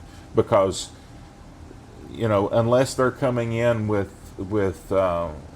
something that the Union Army didn't have at that time, unless they're coming in with a battleship on the Cumberland River, they don't have enough firepower to defeat that battery. Oh, by the way, there was a second battery that they were in range of as well, called the upper battery. But the lower battery itself would have been enough. But that changed things. That's the reason why, unlike the battle at Fort Henry, which was handled completely by the Navy subduing Fort Henry, that wasn't able to happen at Fort Donelson, and Grant's ground troops had to take the the battle. It required the U.S. Army boots on the ground taking that territory. Well, you understand that if you've stood there. And I think it was very interesting walking around Athens with you, Tyler, and seeing here's where they had the high ground shooting down at the jail. You know, here's where the water department was, where the last of the ballot boxes was collected, and you and I walked it in 5 minutes. I mean, that's how close it was, and you can see, you know, there's the Robert E. Lee Hotel. That's where they were staying. That was kind of their where things kind of coalesced for the veterans. You see, here's the office that was their election headquarters, where it was kind of where the brain of that operation was being conducted. So all of that really helps to tell that story. So if you would please kind of walk us through all the events of the day, and you know, and I'm asking you to do this. You don't have notes in front of you. I don't think you necessarily, unless you've got this memorized, you may not have a timeline that says, you know, at 5:04 p.m. this is when the polls closed. This is when you may not be able to. Okay, so yeah. Well, you do know that because you just said 4 p.m. So I stand corrected. I'll get out of your way. Let you walk us through now. Well, I can do some of the times, not all of them. Yeah. Okay. Yeah, I'm glad to have you here on the ground in Athens. This election gets so much attention for what happened in Athens, but there's things that happened elsewhere. I'll definitely discuss that. But that morning, before the polls even open, there are people here in Athens who are watching the depots. We had at that time, believe it or not, we had 3 depots here. It's a long story. We had 3 depots in Athens, but 2 of them were, one was just north of downtown, one was in downtown, and they saw these thugs. These guys from, I think some of them were from Blount County, which is kind of surprising. The special, in quotation, special election day deputies that Sheriff Mansfield had hired to work the election to prevent disturbances, also in air quotes. A lot of the citizens saw them and it's like, these are the guys, he's got to be the special election day deputies? Man, these guys look rough. And some of them have criminal records. So the citizens see them coming in, they're like, oh, this is not going to end well. You know, this is already starting out to be a really bad day. So the polls open. I can't remember if it's like, I want to say maybe 8 a.m., somewhere around there. You have only 12 precincts because of that Ripper bill. You have 3 in Athens. You have the courthouse precinct, and from there you can actually see the waterworks from one of the corners of the courthouse. That's the 2nd precinct. And another precinct is the Dixie Cafe, which is close to the jail, which is just around the corner from the courthouse if you want to take a look at it from the courthouse square. But there's and to put that in perspective, having walked the ground with you, even at a slow stroll, you can cover the entrances to all 3 precincts in a 10-minute walk. Oh, yeah, easily. All 3 precincts. Yeah, and you had 9 other precincts in the county. How many people were living in Athens at that time? Athens had a population of about 6,000, and McMinn County had a population of about 25,000. 6,000 people, and you had 3 precincts. Yeah. That were terribly only convenient for the voters. Yeah, that were only literally a 10-minute walk at most. I mean, I think you could cover it in 5. I really do. Yeah. And that's why I said a leisurely stroll, you could cover it in 10 minutes. The corporate limits are just so much smaller than they are now. But oh yeah, you had 9 other precincts. You had people voting in Nyota, Calhoun, Etowah, which had a couple of precincts, Inglewood, Riceville, which is not incorporated, but it's a census-designated place that has a zip code, and a few other rural. There was Claxton, which is in the southwest corner of the county. So things happen all over the county. In Etowah, you have the library precinct, and you also had another precinct. With the library precinct, this was a little later on in the day. I don't have the timeline right in front of me on this, but there was almost a battle at the Etowah Library. Literally, people were almost killed. It's in Krista Rose's book. We found that out from the memoirs of Frank Carmichael, the trustee candidate for the GIs. He was a Democrat from Etowah. But the GI poll watchers, they were standing up to those deputies trying to stuff ballots out of public view in the Etowah Library, and they were drawing guns on each other, and things got real tense. Thankfully, they calmed down and put their guns down. But they were in Naota. Something happened I'll get to later. So we're talking about the morning in Athens. You have these thugs working the elections, and you've got the GI headquarters, which is just a short walk from all three precincts, as you know. And they have a hotline. Call us if you see any shenanigans. Well, of course, they're getting, the phone's ringing off the hook, Oh, yeah, we got this 15-year-old girl voting over here at the Dixie Cafe precinct, and Bob Harrell objected to it, and they beat him in the head. He got concussion. He's at the 4E hospital. Oh, we got another incident at the same precinct, the Dixie Cafe precinct, where Les Dooley's trying to watch the vote count. And Les Dooley, he lost an arm in World War II, and they're not letting him watch it. He's just sitting there. He can't fight back. He's got one arm, And the courthouse precinct, there were a couple of guys in there. One of them was actually my grandmother's first cousin. He was a poll watcher that was held in gunpoint there all day. His name was Reed Shell. Another guy named Felix Harrod, a great man that used to go to my church. His son still goes to our church. But the Waterworks precinct is where a lot of this is happening, and there's separate incidents that happen there throughout the day. So earlier in the day, you have Tom Gillespie. He shows up. He's an African-American farmer who comes down into town because he lives on the outskirts. Come to think of it, he may not have even been a city resident. I'm not positive, but his precinct assignment was the Waterworks precinct. He comes down on his horse to vote. Some accounts have said he's elderly. He was 53 back then. It's not elderly now. Back then it wasn't either. But he's an older guy. He's younger than I am now. Yeah. But he comes to vote, and the officer of election, which back then was called the returning officer because they're the ones that return the ballot boxes to the courthouse for the count. The returning officer is Deputy Wendy Wise at the Waterworks. They call him Wendy because he didn't know how to shut his mouth. And he's just blowing smoke all the time talking. He's a real thug. But he was actually a local. He wasn't a special election day deputy. And you can't vote here, N-word. So obviously making it a racial issue. They know he's going to vote for the GIs. He's not going to vote for the Cantrell Democrats. And he's like, I'm going to vote whether you like it or not. And they hit him with brass knuckles. He gets back up and just leans against the wall, basically saying without talking, I'm not going anywhere until I get to vote. And then he goes try to vote again, and they shoot him. Some people say they shoot him in the back, but the wounds actually come through his shoulder and his hip. So I don't know the exact logistics. We only have newspaper accounts to talk and what his family said, but he was shot. And that, when word spread around town of him getting shot, people were like, this is about to get really bad, because they took him to the hospital. He did not die, thankfully. And this precinct's still open. Still, oh, come in and vote, this guy just got shot, So later on that afternoon, the polls closed at 4 o'clock. So this is around, I want to say maybe 3 or something like that. I can't remember exactly. But there's another incident where there are 2 poll watchers for the GIs. And even today, Tennessee law allows poll watchers from both political parties, and if you have an independent candidate as well, to be a poll watcher. These guys, they are watching the votes be counted even before the polls are closed, are already starting their shenanigans, counting outside of public view, which is against the law. And they want to leave.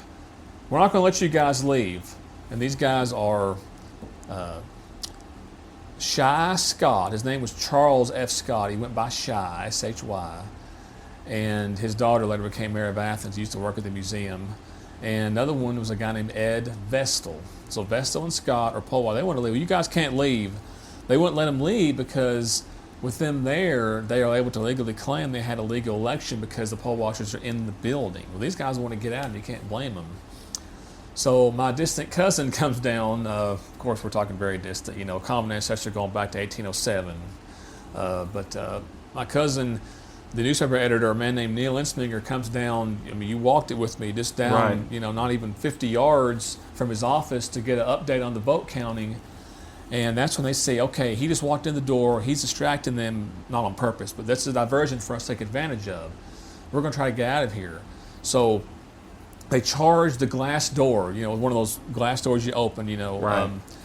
and it doesn't break. They charge it again. Then the glass breaks, and they get out, and they're cut up. They're bleeding. And there's a picture of them that the radio station host, a man named Chuck Redfern, who had just moved here to take a job for the radio. He took a picture from his second floor office of these guys coming out with their hands up, because Wendy Wise goes out there. He walks through the now broken glass door with his gun, curse up a storm, I'm going to shoot every one of you SOBs if y'all don't be quiet, And I think if there hadn't been 100, probably over 100 witnesses on the other side of Jackson Street where we were standing in the shade, he probably would have shot somebody. But there were too many witnesses. He didn't want to shoot somebody. So that was pretty bad.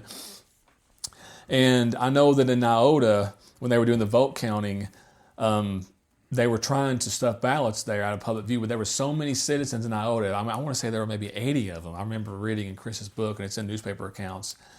They literally overwhelmed them with force and said, we're not going to let you take this out of here. Basically, all 80 of them said, you 4 or 5 deputies at guns, you have to kill us to get this out of here. So they took the ballot box from the deputies in Iota, and that ballot box was in safe hands. And the Etowah one, of course, was in the hands of the Cantrells. That's his hometown. So they knew they had those stolen. All they needed to get was a 3 in Athens, and you've got it. It doesn't matter how Iota votes, or Riceville, or Calhoun, or Claxton. It does not matter how they vote. But totally irrelevant. Because you've got enough. You've got enough in Athens, Etowah. So then, later on, after the polls have closed, Pat Mansfield shows up, the sheriff. And this guy shows up, and he parks. He's got his, I call him his bodyguard. These deputy sheriffs, who are almost protecting him like their Secret Service, And Jim Buttram, the GI campaign manager, he shows up there, and Mansfield just has those deputies of his just go in there, take the ballot boxes out in broad daylight, put them in his patrol car, and drive up the street and around the corner to the jail. Just stole it. Mm-hmm. Breaking chain of custody. But I also should have mentioned earlier, too, about how, again, this is not something that the Cantrells invented, but they took advantage of it worse than anybody had before, was, about, they call it double dipping, where you have 2 jobs in government. But, But this is also just conflict of interest and basic common sense. It's illegal now, but back then, you could have elected officials be on the election commission. Paul Cantrell had been election commissioner before he was ever in office, but Pat Mansfield was even worse. He was the incumbent sheriff, and he was the election commission chairman. And George Wood, state representative from Etowah, their buddy, he was his secretary. And the other member was Otto Kennedy, the Republican Party chairman. So you have the 3 election commissioners, now you have 5 for every county in Tennessee. So he's like, I have the authority to take this. I'm election commission chairman. It's like, well, when you're election commission chairman and your sheriff, what's the expression? The fox guard in the hen house? Mm-hmm. It's just unbelievably corrupt, and that's now been outlawed. But those kind of abuses had happened before, but not to the extent it happened, in the 10-year reign of Cantrell and Mansfield. So he takes the ballot box to the jail, and like I said, at the Dixie Cafe precinct, Les Dooley is there, with one arm, being held at gunpoint while they're he's just watching them call out the votes, watching it be stolen.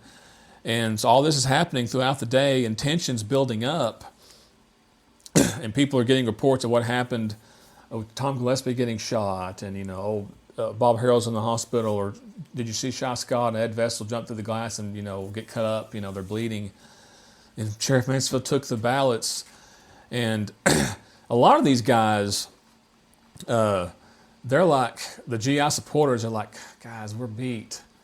They saw, what can we do? And Bill White's like, we can do something. You go home, get all the guns you can find, and meet me back here, at sunset. And also Otto Kennedy's brothers. Otto was a pretty tough guy, but his brothers were really, really tough guys. The Republican Party chairman.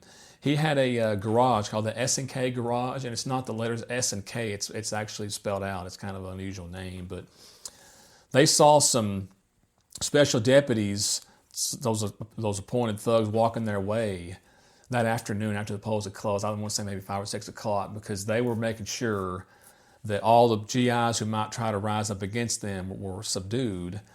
So Otto Kennedy's brothers, one of them's name was Bull. That gives you an idea how tough he was. They called him Bull Kennedy. Like, we need to jump these guys. So they actually jumped those thug deputies, and they beat them up, and they took their guns off of them.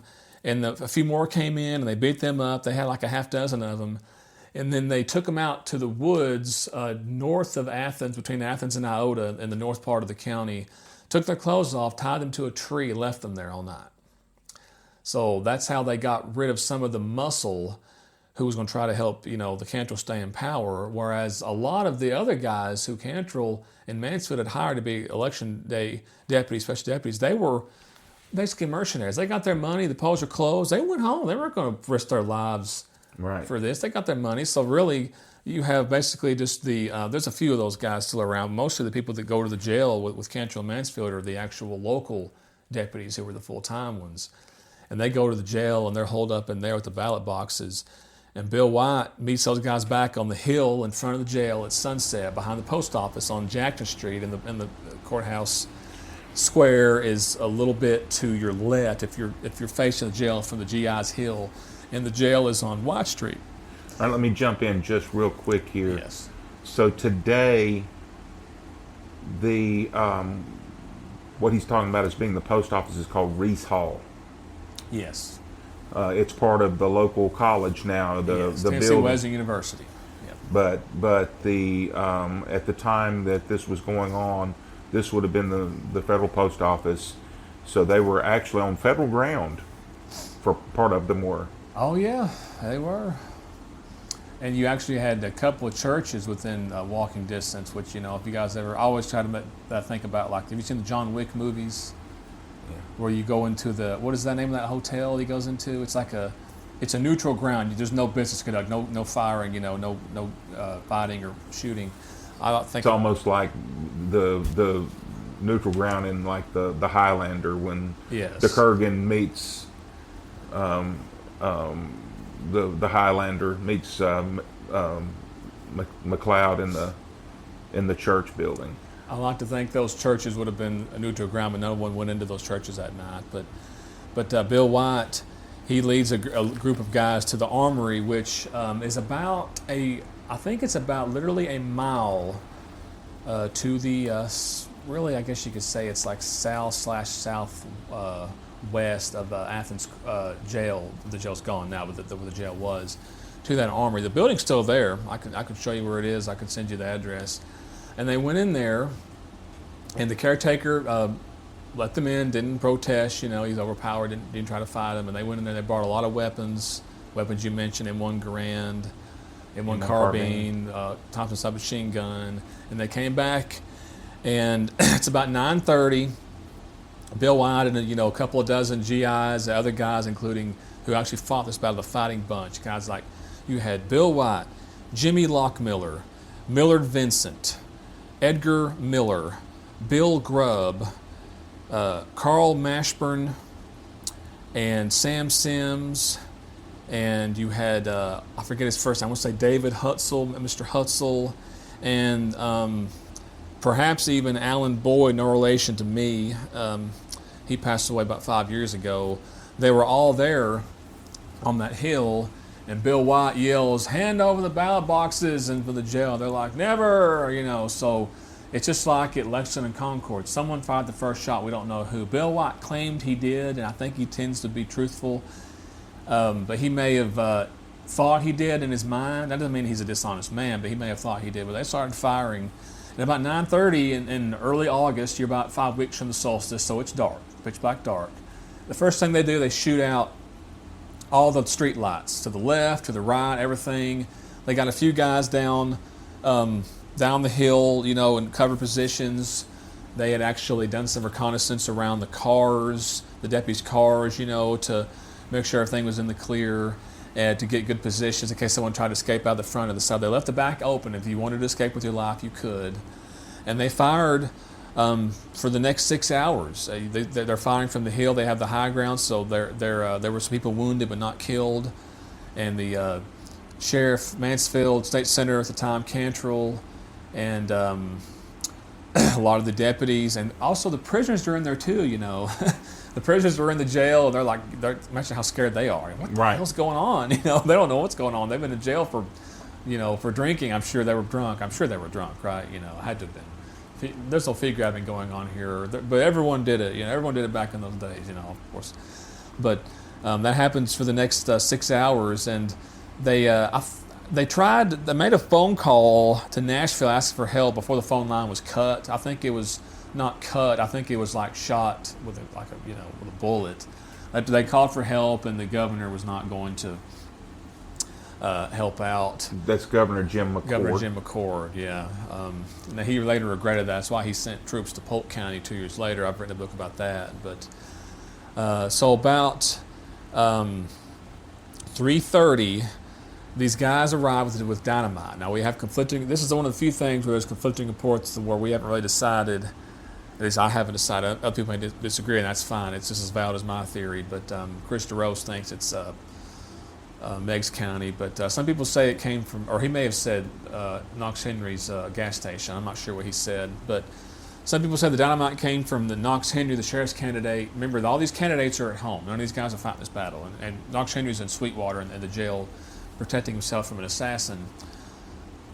They might have got the dynamite from his gas station. They might have got it from Polk County, the mines in Ducktown. They might have got it from Meigs County. The point is they had dynamite. They threw it 3 separate times. Mm-hmm. The third blast blew up the wooden porch. And that's when there was finally a voice that says, "We give up, we're dying in here." So one of them takes off their white shirt, and puts it on a stick, or comes out the white flag. Sheriff Mansfield is left in the back through an ambulance. Paul Cantrell comes out. Like I said earlier, he looks like an average dude, middle-aged guy from the 1940s, with his clothes and his glasses and his hat. He escapes unharmed, but these guys come out, and all these, it's not just the guys fighting the battle. Most of them up there on the hill, they went home. They got the hell out of there. Other people that had been watching and listening close by, they come in and they start beating the crap out of these deputies, and kick him in the face, kick him in the ribs. One guy got his throat cut, and the only reason he didn't die was because his brother-in-law took him to the hospital, which is like 100 yards away. And he's like, "If I had let my brother-in-law die, my wife would never let me hear the end of it." That's the only reason why I went to save his life, So, yeah, that guy. The guy who had his throat cut was Deputy Menace Wilburn. He was the guy who had deputized George Sperling, who murdered the Navy, the Seabee, Earl Ford, a couple years prior. So, and then Ralph Dugan, the attorney for the GIs, shows up. He's the son of D.C. Dugan, the predecessor sheriff to Paul Cantrell, who was a little bit crooked, but guess what? He walked away from power because he accepts the results of an election. And he's like, "Guys," he gets on top of a car and says, "Guys, stop all this, stop all the vigilantism and beating people up, selling those scores, quit setting things on fire. We got to show the National Guard when they get here." No, they never did get there. I thought they were going to get there. We got this under control. And they had all the GI supporters basically served as deputies, policing the county for the next day, or really the whole weekend. But they marched all the deputies around the courthouse square and back in, like a march of humiliation, I guess, and put it back in the jail there.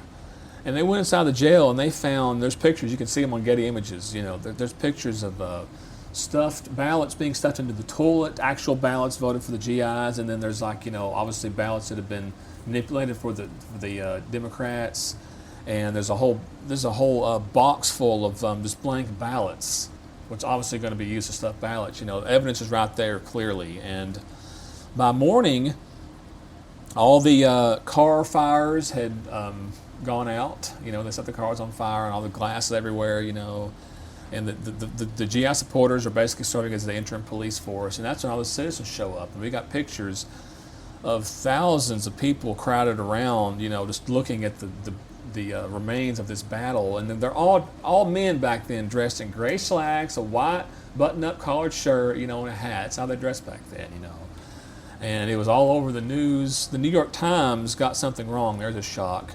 The New York Times the next morning had a headline, "Tennessee sheriff slain in primary day violence." No one died. They reported that Sheriff Mansfield had died. He didn't die. They had to retract it the next day. And that evening, this Saturday evening, they had a meeting at the courthouse that all the citizens did, standing room only. And they elected a 3-man commission to govern the county over the weekend until they could get the new government sworn in that Monday. They elected Reverend Bernie Hampton from Keith Memorial United Methodist Church. I believe he was a Democrat, I'm not positive. They elected Jobo Cartwright, James Cartwright, they call him Jobo, he had an oil company, a Republican for sure. He wanted to become a state senator that fall. He was the second one. And the third one was a Democrat, an anti-machine Democrat named Major Carl Anderson in the Tennessee National Guard.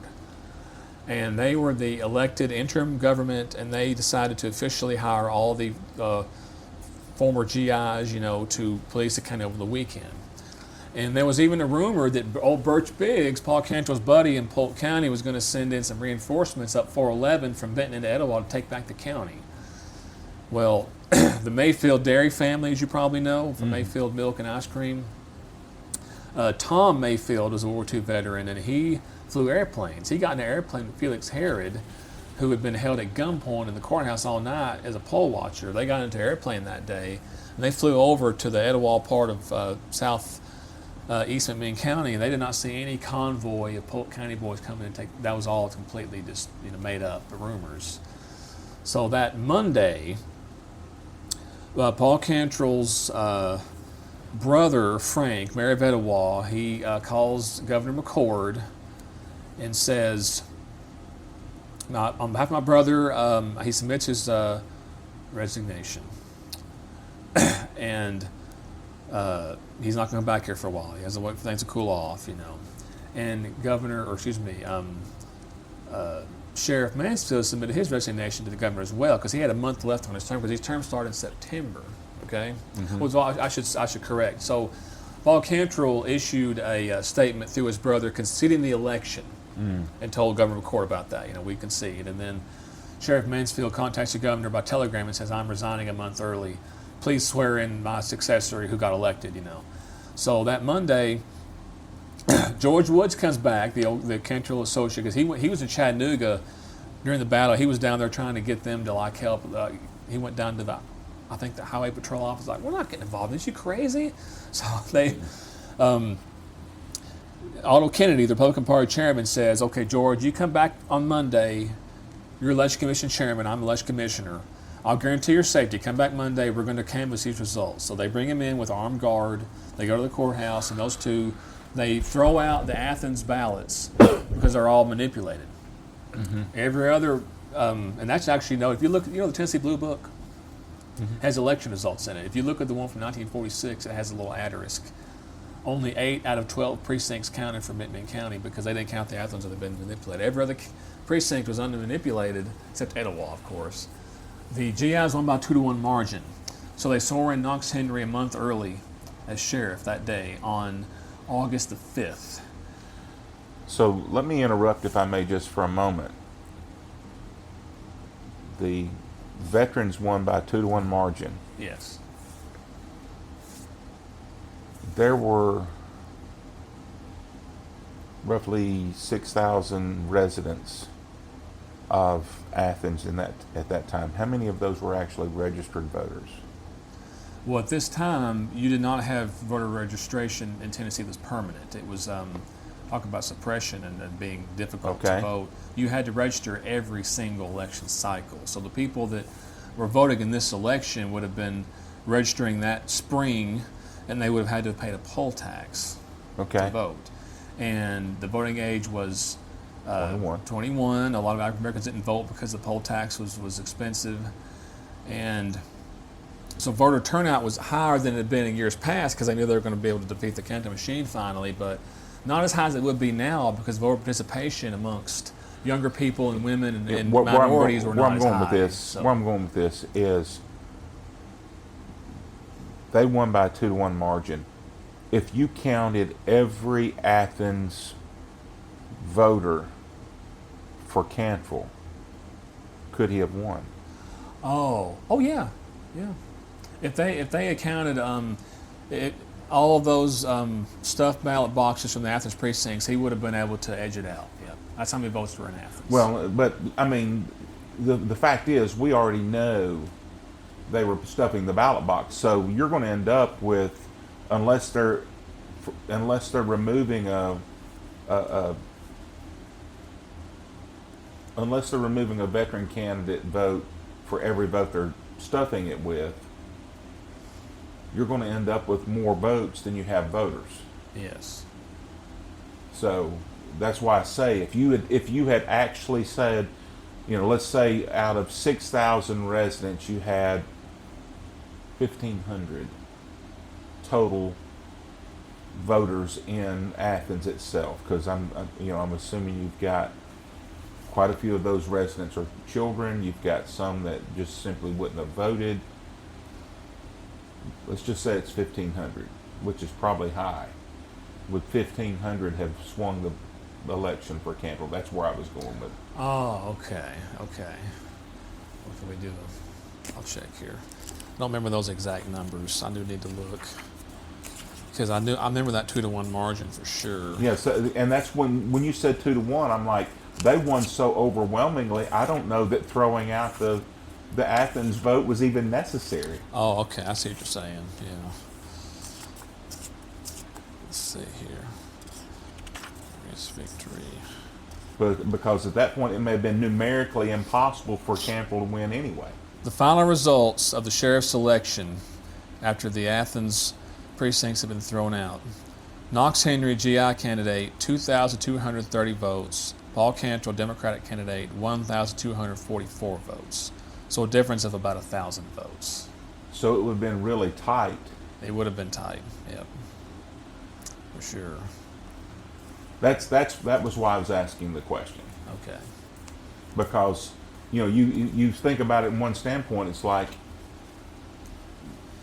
was it even possible for him to win with the ballot stuffing? I mean, with a fair election, Cantrell would have lost for sure. Well, fair election, there's no question. There's no question.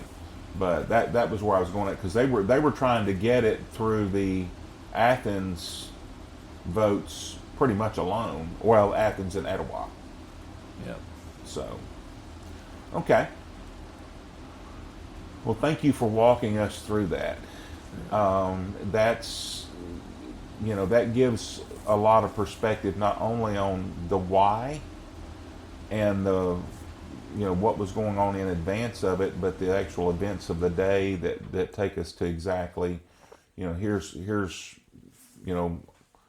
I won't say play by play, but it's where you've got a good understanding of what the events of the day were. And by the way, this was not, when we talk about voter intimidation, I think nowadays we get the idea of voter intimidation, and people are quite frankly, they're soft. I'll say it that way. And sometimes people talk about being intimidated when there's not really voter intimidation going on, truly. When you consider what was going on those days, I mean, they were not playing patty cake. They were beating the tar out of people. So, but I'm gonna at this point, I think we've pretty much covered everything, and I want to thank you for your time. We've gone over what we had actually scheduled to go here. So thank you for the tour around town. Thank you for the time with the interview. Thank you for you gave me a really detailed bulleted handout here, which is very helpful. And thank you for the rundown of the events of the day. Also want to thank you for, you obviously have your own ideas and opinions on things, but you've tried to be as well. You've tried to be very even-handed in how you present the facts and how you talk about things.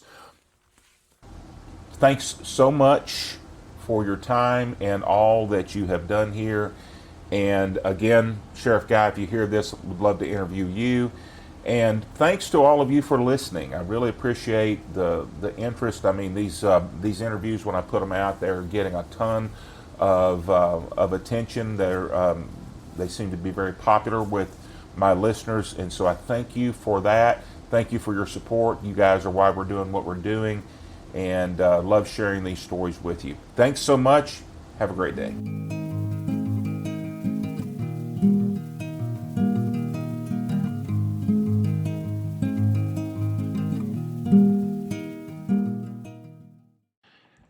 Hey, this is Big John Summers, and I want to thank you so much for listening to the Tennessee History Nerd. By the way, if you enjoyed this episode, I want you to know that there's a lot more content waiting for you out there.